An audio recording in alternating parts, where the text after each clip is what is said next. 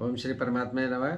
मैं प्रोफेसर हृदय अवस्थी अपने परम पूज्य गुरु जी प्रोफेसर पंडित भगवत शरण शुक्ल वेद मूर्ति तपोनिष्ठ गीता उपनिषद पुराण और धर्मशास्त्र के विशेषज्ञ के साथ में आप सभी का Awasthi Ayurveda anatomy yoga and spirituality channel पर हार्दिक स्वागत करता हूं। हम लोग गीता के 17वें अध्याय में हैं और 8वां 9वां 10वां श्लोक है जिसकी गुरुजी आज सरल शब्दों में व्याख्या करेंगे। त्वमेव माता च पिता त्वमेव बंधुश्च सखा त्वमेव विद्या द्रविणं त्वमेव सर्वं मम देवदेव। कृष्णाय वासुदेवाय हरये परमात्मने प्रणतक्लेशनाशाय गोविंदाय नमो नमः। इस चैनल से संबद्ध सभी विद्वद्गण, सभी जिज्ञासु छात्रवृंद, हृदय सज्जनगण एवं इस चैनल के संस्थापक तथा प्रबंधक आचार्य हरिहृदय अवस्थी जी, गीता ज्ञान यज्ञ के इस शुभ अवसर पर आप सभी का स्वागत है। हम लोग श्रद्धात्रय विभाग योग नामक 17वें अध्याय पर चर्चा कर रहे हैं और ये विचार चल रहा है कि ये 3 प्रकार के जो श्रद्धा हैं, जो 3 प्रकार के लोग हैं, जो सात्विक हैं, राजस हैं, तामस हैं, इनका स्वरूप कैसे होता है इसकी भी चर्चा हुई और इसके बाद ये चर्चा हुई कि इनका आहार कैसे होता है। इस तरह का आहारस्तोपि सर्वस्य त्रिविधो भवति प्रिया।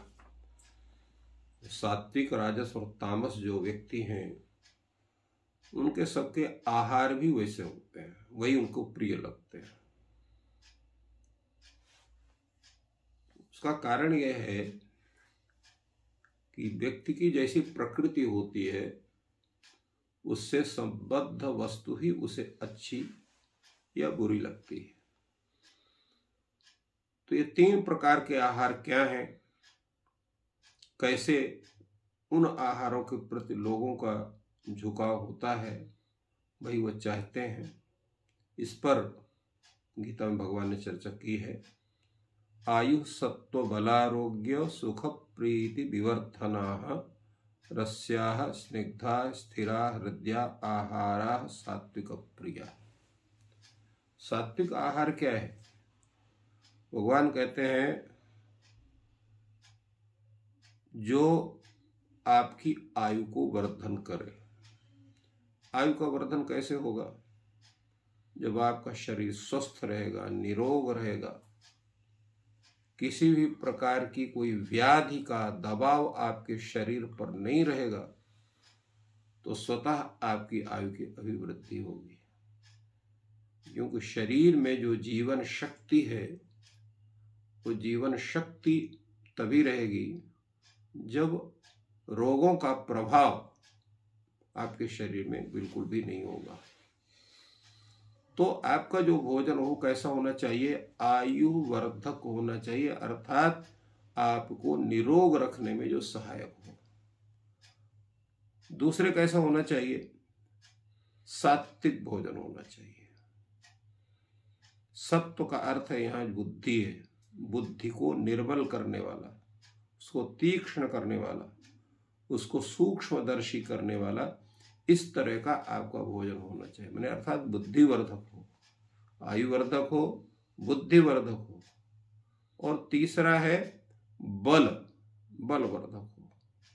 बल का अर्थ है सत्कार्य में सफलता दिलाने वाली मानसिक और शारीरिक शक्ति, उसका वर्धक होना चाहिए उसको। और इसके अनंतर जो चौथा उसका है आरोग्यम। तो आरोग्य का तात्पर्य है कि मानसिक और शारीरिक जितने भी प्रकार के रोग हैं उन रोगों का पूर्णतया अभाव होना। अब ये एक बात यह है कि शरीरम व्याधि मंदिरम ऐसा कहा जाता है, तो उनका अभाव का कैसे होगा? वो तो रहेंगे ही शरीर में आपके। तो इसका मतलब भाव का तात्पर्य है कि उनका जो है सुप्तावस्था में रहें, किंतु उनका जागृतावस्था नहीं होनी चाहिए। आपके शरीर में वो रहते हुए भी आपके शरीर के को पीड़ादायक, शरीर को क्षयकारक न हो, अर्थात वो सुप्तावस्था में ही पड़े रहें। ये तात्पर्य है मानसिक रोग और शारीरिक रोगों के विषय में आरोग्य को लेकर। अगले है उसका जो है सुख विवर्धन, सुख का अभिवृद्धि करने वाला होना चाहिए उस भोजन को। सुख का मतलब क्या होता है? जिसमें आपको संतोष हो, प्रसन्नता हो, पुष्टि हो और शरीर के जितने अंग हैं वो सभी शुद्ध भाव से होकर के और अपने कार्य में तत्पर हो, किसी प्रकार का पीड़ा उसके भोजन आदि के प्रभाव से न हो, ये उसका स्वरूप होना चाहिए। इसके बाद छठा है प्रीतिवर्धना, प्रीतिवर्धक होना चाहिए। प्रीतिवर्धक का मतलब क्या है कि आप भोजन करने के बाद आपकी चित्त वृत्ति में प्रसन्नता का भाव होना चाहिए। तो भगवान ने कहा कि जो सात्विक आहार होता है वो आयुवर्धक, बुद्धिवर्धक, बलवर्धक, आरोग्यवर्धक, सुखवर्धक और प्रीतिवर्धक होता है। ये उस भोजन का ये फल है सात्विक भोजन का। और आहार का स्वरूप क्या होना चाहिए, कैसे हम भोजन करें? तो भगवान ने कहा रस्याहा, जो रस युक्त हो, स्निग्धा, उसमें चिकनापन हो, जैसे घृतादि हो गया। रस्या का मतलब दुग्ध हो गया, अनेक प्रकार के रस हो गए, षड्रस जिसको हम लोग कहते हैं षड्रस व्यंजन, तो वो रस होना चाहिए। षड्रस व्यंजन का उसमें समावेश होना चाहिए। षड्रस व्यंजन क्यों कहा जाता है? क्योंकि ये छहों रस हमारी जो शरीर के जो तत्त धातुएं हैं उनको पुष्ट करते हैं। हमको केवल एक हम मीठा ही ज्यादा खाएंगे, या हम खट्टा ही ज्यादा खाएंगे, या हम तीता ही ज्यादा खाएंगे, कड़वा ज्यादा खाएंगे, ऐसा नहीं। प्रत्येक रस का संतुलित रूप से आहार में सेवन होना आवश्यक है। इसलिए भगवान ने कहा रस्याहा, रस युक्त होना चाहिए, षड्रस युक्त होना चाहिए। दूसरा है कि स्निग्धा। स्निग्ध का मतलब क्या है? जिसमें स्नेह हो। स्नेह का मतलब चिकना पदार्थ, जैसे घृत है, मक्खन है, ये जो है इनको हम स्निग्ध कहते हैं। इसलिए हमारे यहाँ कहा वह सर्पिशो पिस्यात, नहीं है भोजन में बहुत ज्यादा, थोड़ा सा घी हो जाए। गांव में कहावत है कि बिना घी के पड़े हुए भोजन शुद्ध नहीं होता है। उसका तात्पर्य क्या है? आयुर्वेद में कहा गया है आयुर्वै घृतम, घृत को आयु कहा गया है, अर्थात आयुवर्धक है। तो आयुवर्धक होने के कारण उसका भोजन में शामिल होना जरूरी है, चाहे वो अल्प मात्रा में हो चाहे अधिक मात्रा में। आपकी शारीरिक स्थिति बहुत अच्छी है, आप उसको पचा सकते हैं, क्योंकि घृत खाने के बाद शारीरिक श्रम होना आवश्यक है। अगर शारीरिक श्रम नहीं हुआ तो आपको स्थूल बना देगा। तो जितने भी स्निग्ध पदार्थ हैं उनके भोजन के बाद आपका मानसिक श्रम के साथ साथ शारीरिक श्रम होना चाहिए। और यदि शारीरिक श्रम नहीं करते हैं तो अल्प करना चाहिए उसको। शास्त्र में कहा गया है कि लंघने ये गुणा प्रोक्ता ते गुणा अल्प भोजने। अगर आपको नहीं खाने की अपेक्षा अल्प खाने से उसका लाभ तो मिलेगा, हानि नहीं होती है। तो इसलिए स्निग्धा। और भोजन कैसे होना चाहिए? स्थिरा, आपके पेट में कुछ देर तक रहे, धीरे धीरे पचे, उसके शरीर का जितना भी उसका रस है आपके प्रत्येक जो है अवयवों में वो जाए। और हृदय होना चाहिए उसको। हृदय का मतलब क्या है? जो आपको रुचि उत्पन्न करने वाला हो, अर्थात उसके खाने से आपको अरुचि ना हो, तो ऐसा जो आहार है उसको सात्विक कहा जाता है। तो ये आहार शरीर को भी ठीक करता है, मन को भी ठीक करता है, हमारी प्रसन्नता का भी संरक्षण करता है, और आयु, सत्व, बल, आरोग्य, सुख और प्रीति का संवर्धक होता है। तो ये आहार बहुत चटक पटक नहीं होता है, इसलिए राजसी लोग और तामसी लोग ऐसे पदार्थों का सेवन कर से बचते हैं। तो ये तो हो गया सात्विक पदार्थ या सात्विक भोजन हो गया, सात्विक आहार हो गया। अब राजस आहार क्या है, जिसका आजकल लोग बहुत उसका ग्रहण करते हैं। अभी चाट की दुकान में आप चले जाइए, सैकड़ों की भीड़ आपको मिल जाएगी, क्योंकि जितना चटकारा उतने ढंग से बनाते हैं और कोई जो व्यक्ति बना नहीं सकता। भगवान कहते हैं कट्वम लवणात्युक्ष्ण तीक्ष्ण रूक्ष विदाहिनः आहारा राजसश्रेष्ठ दुख शोकामय प्रदा। लोगों को खट्टा अच्छा लगता है, कटु और तिक्त में प्रायः लोगों को भ्रम हो जाता है। कटु क्या है, तिक्त क्या है, कड़वा किसको कहते हैं? तो सामान्य रूप से जो आयुर्वेद में और अन्यत्र है कि कटु शब्द से जैसे मरीच है या मिर्चा है, इसको कटु कहते हैं। इसी तरह से अदरक है, वो भी कटु के अंतर्गत है। किंतु जो आपका नीम है, या नीम तो भोजन के अंतर्गत नहीं है, हम लोग उसको कह सकते हैं जैसे करेला वगैरह है, या इस तरह के जो उनका जो स्वाद है, उस स्वाद को यहाँ पर तिक्त शब्द से कहा गया है, तीक्ष्ण उसको कहा गया है। तो कटु, अम्ल, लवण, अधिक कड़वा हो, मैंने कटु पदार्थ लेना, जिन कटु की अभी हमने आपसे चर्चा की, जिसमें मिर्चा वगैरह का प्रयोग अधिक होना। इसी प्रकार अम्ल का अर्थात खट्टे पदार्थ का अधिक होना, और लवण तो नमक का है, और इसी प्रकार जो है तीक्ष्ण पदार्थ का होना, और उसमें साथ कहा गया अति उष्ण, अत्युष्ण शब्द का प्रयोग भगवान ने किया। अत्युष्ण में अत्यधिक गर्म भोजन नहीं होना चाहिए। भोजन का तात्पर्य है कि आपका हल्का गर्म हो, जिसको खाने से आपको जीभ जलने की आशंका ना हो, इस तरह का भोजन होना चाहिए। और जो राजस व्यक्ति है उसको अत्यंत गर्म भोजन ही अच्छा लगता है।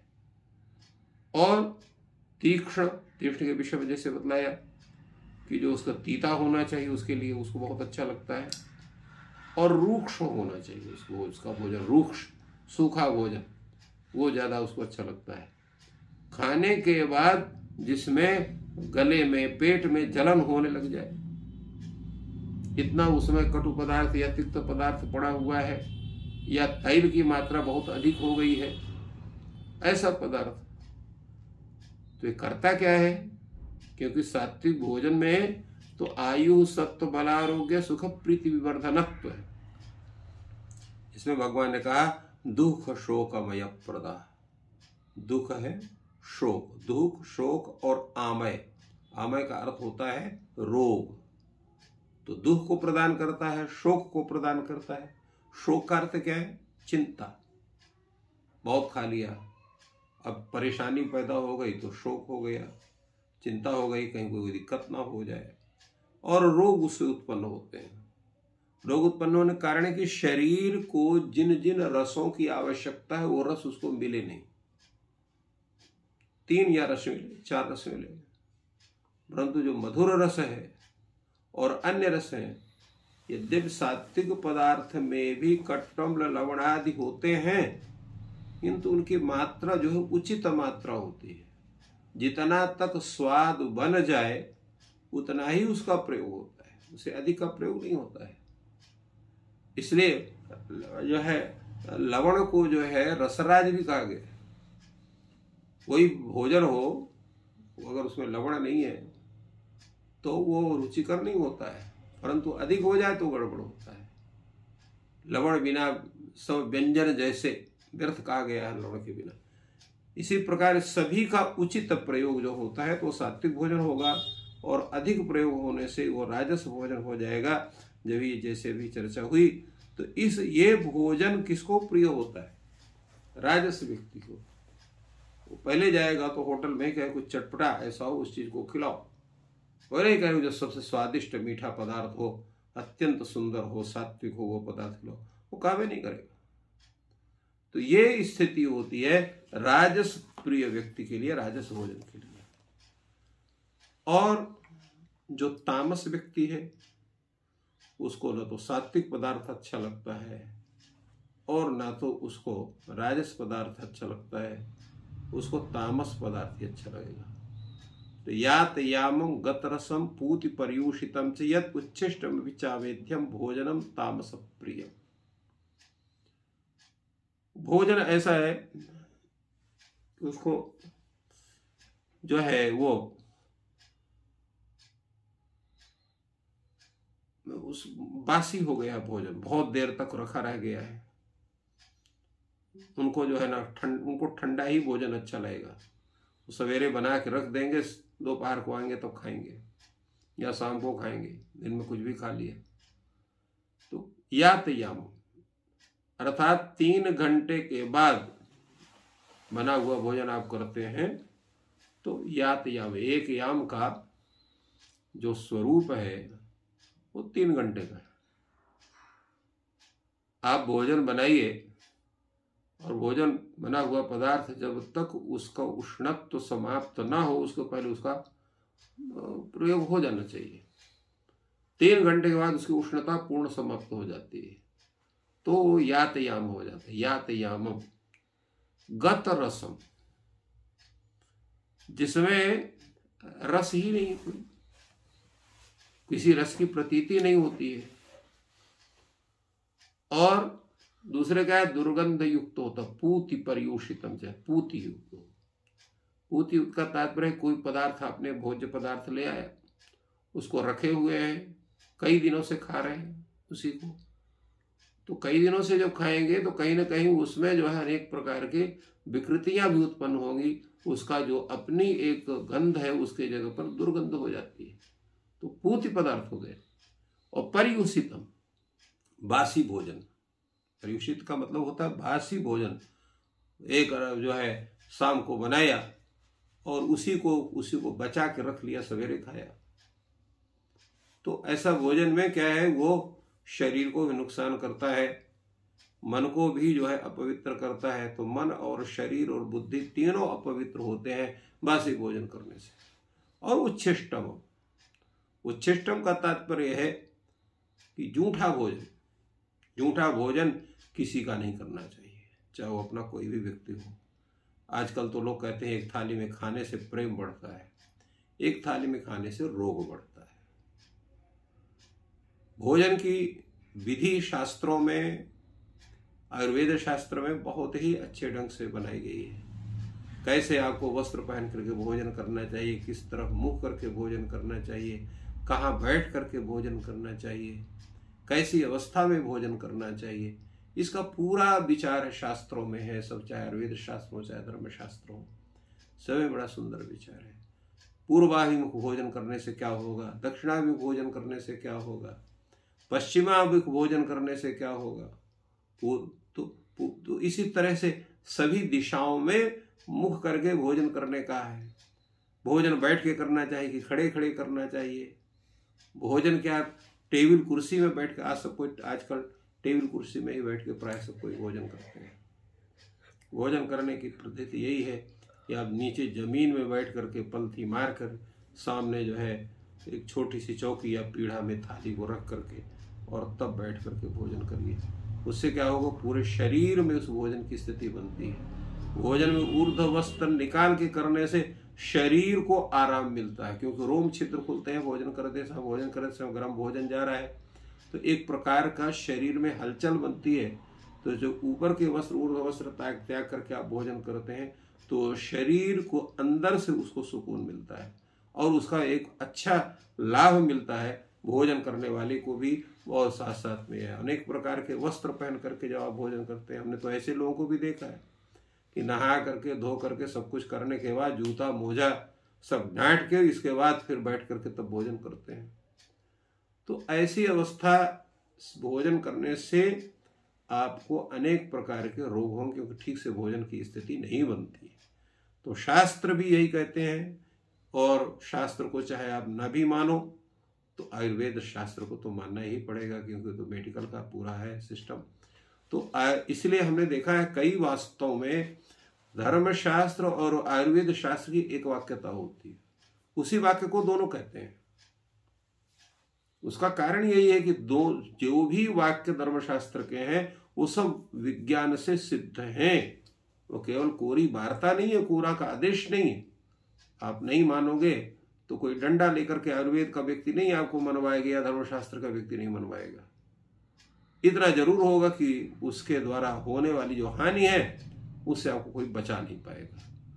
तो इसलिए जो है वो भोजन की जो पद्धति है उसका पालन करना होना चाहिए। जो तामस व्यक्ति है उसको जो है इस तरह का भोजन, उच्छिष्ट भोजन नहीं करना चाहिए। एक थाली में बैठ के नहीं खाना चाहिए, अलग अलग सबकी थाली होना चाहिए। हमारे तो एक वैद्य थे, उनके हमने देखा उनके घर के जितने सदस्य थे उनकी सबकी थाली अलग अलग थी। वो प्रत्येक दिन उसी थाली में भोजन सबके लिए मिलता था, दूसरी थाली उनको नहीं मिलती थी। वैद्य थे, बड़े अच्छे वैद्य थे, उनके यहाँ की हमने सुना है। तो अब यहाँ तो एक थाली की बात करेंगे तो क्या होगा, प्रेम नहीं बढ़ता है, रोग बढ़ता है जरूर। स्नेह तो आपके एक एक के सम्मान में है। आप पत्नी पति का सम्मान करें, पति पत्नी का सम्मान करें, और सभी मिलकर घर के जितने सदस्य हैं सबका सम्मान करें। सबके सहायता के रूप में हर व्यक्ति दूसरे व्यक्ति का अपने को सेवक समझे, तब जो है परिवार की मर्यादा बनती है, परिवार का स्नेह बनता है। प्रत्येक व्यक्ति के हानि लाभ के विषय में चिंतन करना चाहिए, वो सात्विक स्वरूप है। इसलिए उच्छिष्ट भोजन सर्वथा वर्जित है। और अमेध्य का मतलब होता है अपवित्र भोजन। जिसकी से कुत्ता है, बिल्ली है या कोई प्राणी उसका स्पर्श कर दिया भोजन का, तो ऐसा जो भोजन है वो अपवित्र हो जाता है। तो अपवित्र भोजन नहीं करना चाहिए, वो बुद्धि को विकृत करता है। और शरीर, अब बिल्ली मान लीजिए आपके भोजन को उसने छू दिया या कुत्ते ने छू दिया, उस भोजन को अगर आप करते हैं तो उनके द्वारा उनके मुख में जो लगे हुए अनेक प्रकार के जो कीटाणु हैं उस भोजन को प्रभावित करते हैं। तो उसको आप खाएंगे तो निश्चित है कहीं ना कहीं आपके जब आपके रोग निरोधक क्षमता कम होगी तो उसका प्रभाव के ऊपर हो जाएगा। लोग कहते हैं देखिए हमने खा लिया, हमको कुछ नहीं हुआ। तो कुछ इसलिए नहीं हुआ कि उस समय अभी आपकी रोग निरोधक क्षमता इतनी है कि उसका प्रभाव आपको नहीं पड़ा, परंतु धीरे धीरे धीरे धीरे करके फिर उसका प्रभाव पड़ता है। जैसे ज्वर आना होता है तो ज्वर आने के लक्षण लगभग 1.5-2 घंटा पहले से आपके शरीर में प्राप्त हो जाते हैं, परंतु उसका प्रभाव आपको कब पड़ता है, जब शरीर आपका काम करने बंद करने लगता है। ये नहीं कि ज्वर आपको अभी मान लीजिए कि आपको 2 बजे किसी को ज्वर आया तो ज्वर आने की प्रक्रिया वो 11:30-12 के लगभग प्रारंभ हो गई है शरीर में। कहीं आपके जो है जोड़ों में दर्द की स्थिति होगी, कहीं हल्का सा सिर दर्द जैसे महसूस हो, कहीं कुछ महसूस होगा। तो इसी तरह से हम जो इस तरह के भोजन करते हैं उसका भी प्रभाव कहीं ना कहीं धीरे धीरे धीरे हमारे शरीर में बनता है। और जैसे ही रोग निरोधक क्षमता थोड़ी कम होती है उसका प्रभाव बढ़ जाता है। इसलिए भगवान ने कहा कि जो तामस व्यक्ति हैं उनको ऐसा ही भोजन अच्छा लगता है, वो उसी में अच्छा मानते हैं। वो कहते हैं यही भोजन से हम अच्छे बने रहते हैं। तो ये होता है प्रत्येक व्यक्ति के स्वरूप, उनके खाने का, पीने का, रहने का। तो अभी भगवान ने केवल ये बतलाया कि सबका आहार कैसे होता है। अब जिस प्रकार भगवान ने आहार की विषय में चर्चा की, उसी तरह से यज्ञ भी 3 प्रकार के होते हैं, तपस्या भी 3 प्रकार की होती है, दान भी 3 प्रकार के होते हैं। इन पर भी चर्चा होगी। आज हम लोगों ने आहार के विषय में भगवान ने बतलाया कि इसका कैसे आहार होता है। तो इससे ये भी ज्ञात होता है कि अगर आपको सात्विक बनना है तो आपको सात्विक भोजन के प्रति रुचि बनानी पड़ेगी। यदि आपको राजस बनना है तो राजस भोजन के प्रति स्वतः रुचि बनती है, या आपको बनानी पड़ेगी। अन्यथा जब दोनों से अलग होंगे तो तामस तो हो ही सकते हैं। तो इसलिए हमको अपनी प्रवृत्ति को और शुद्ध करना है। तो तत्त भोजन के विषय में हमको अपनी रुचि स्वतः भी उत्पन्न करनी पड़ेगी। तो इस प्रकार इस श्रद्धा त्रय योग विभाग अध्याय के इन 3 श्लोकों में गुरुजी ने आहार से संबंधित बातें बताई। सात्विक, राजसिक और तामसिक व्यक्तियों को कौन सा आहार प्रिय होता है और उसका क्या प्रभाव होता है, और आयुर्वेद की दृष्टि से भी वैज्ञानिक विश्लेषण किया। आयुर्वेद में अष्टविध विशेषायतन करके भी बताया गया जो आहार के बारे में कि किस प्रकार से होता है, उसकी कभी विस्तृत चर्चा होगी। बहुत ही वैज्ञानिक विश्लेषण गुरुजी ने किया और हम लोग को उसका अनुसरण करना चाहिए, जिससे हम सभी स्वस्थ रह सकें। ईश्वर आपको स्वस्थ रखे। आपका दिन शुभ हो। धन्यवाद।